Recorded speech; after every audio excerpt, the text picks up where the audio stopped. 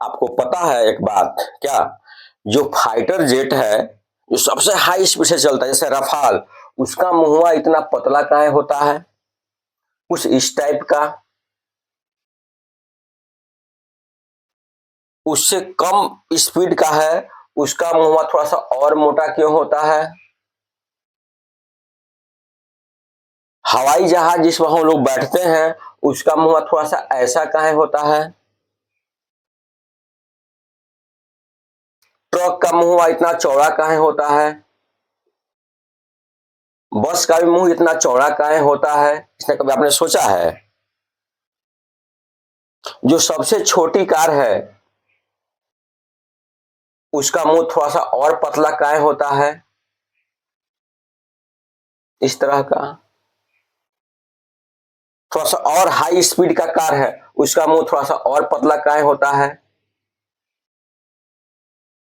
ये आपने सोचा है? नहीं सोचा है तो बताते हैं। जैसे यदि आप, जैसे कोई बस जा रहा है, तो आपने देखा होगा बस के पीछे वाले सीट पर जो भी पर्सन बैठे होते हैं, जो भी पैसेंजर बैठे होते हैं, पूरा धूल से दहिया भर जाता है। जो पीछे वाले सीट पर बैठे हुए रहते हैं, पूरा धूल लगा उसी पर लगता है। आखिर ऐसा क्यों होता है? तो आपने देखा होगा कि जैसे बस पास करती है, जैसे बस पास की, उसके पीछे बाद दुनिया भर का धूल धक्कड़ जो है उड़ना शुरू हो जाता है। ट्रक पास किया, बड़ा ट्रक, तो उसके पीछे और धूल धक्कड़ फैलना शुरू हो जाएगा। छोटा कार पास किया, उसमें थोड़ा सा धूल धक्कड़ उड़ता है।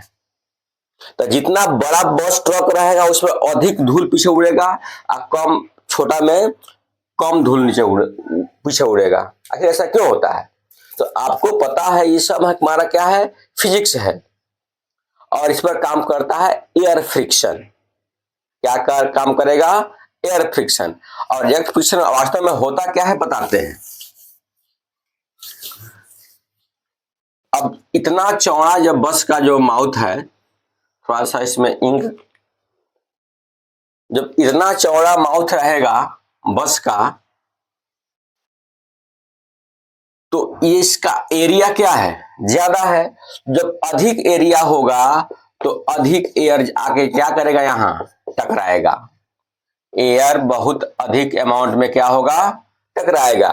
तो अधिक अमाउंट में इसको जब इसको जाकर टकराएगा तो इसको पीछे खींचेगा, इसको धक्का देगा, यानी इसके स्पीड में कमी आ जाएगी।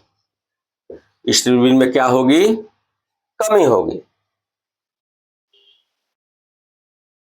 और स्पीड में कमी होने की वजह से क्या होता है, थोड़ा सा जो है इसको स्लोप बनाया जाता है। मैंने देखा होगा ट्रक को, बस को थोड़ा सा स्लोप बनाया जाता है।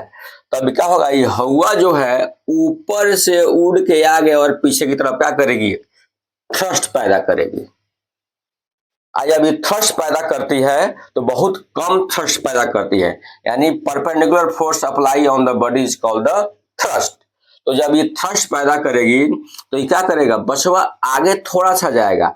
लेकिन जब ये थ्रस्ट पैदा करे, किसकी वजह से होता है, इस एयर की वजह से होता है। तो जब एयर की वजह से होगा तो यहाँ क्या होगा, धूल मिट्टी लेके ना जाएगा, इसीलिए पूरा शरीर पर धूल मिट्टी पड़ जाता है। अब जो छोटे बस पर बैठता है, छोटे कार पर जो पैसेंजर बैठता है, उस पर कम धूल मिट्टी लगता है। आखिर ऐसा क्यों, उसका और स्लोप होता है। क्या होगा, और स्लोप होगा। और स्लोप होने की वजह से जो है एयर कहां जाता है, और अधिक अमाउंट में इधर पास करता है ऊपर, इस तरह से। जब ऊपर एयर स्लोप होगा तो एयर कहां जाएगा, इधर जाएगा। और कम ही अमाउंट में क्या होगा, पीछे से वो फोर्स लगाता है, बाकी तो इधर चला गया। और बहुत ही कम अमाउंट कहां लगता है, इधर लगता है। कम अमाउंट में एयर कहां होता है, यहां आता है। तो थोड़ा सा धूल मिट्टी उड़ता है। तो इसलिए जो कार पर जो लोग बैठते हैं उसमें कम धूल मिट्टी लगता है दहिया में। यहाँ स्पीड इसका क्या होता है, ज्यादा होता है। और चूंकि इसका स्पीड ज्यादा होता है तो एयर फ्रिक्शन कम चाहिए, तभी ना अधिक स्पीड से चलेगा। तो इसलिए इसका मुंह क्या होता है, बस और पतला बनाया जाता है। ताकि एयर फ्रिक्शन क्या करे, कम काम करे। कम काम करेंगे मतलब कम एयर आएगा तो कम एरिया पर पड़ेगा, तो कम एयर फ्रिक्शन काम करेगा, अपोजिट फोर्स कम लगेगा और ये कहां जाएगा, इधर चला जाएगा। थोड़ा सा और हाई स्पीड का कार देखते हैं, जैसे टेस्ला का है, उसका मुंह और पतला बना दिया है, और मुंह पतला बना दिया है ताकि और कम एयर फ्रिक्शन काम करे इस पर, और जब और कम एयर फ्रिक्शन काम करेगा तो और स्पीड से चलेगा। अब आते हैं हवाई जहाज पर, एरोप्लेन पर, उसका मुंह इससे और पतला होता है, थोड़ा सा मैंने ज्यादा पतला बना दिया, ऐसे होता है उसका मुंह, मछली के जैसा।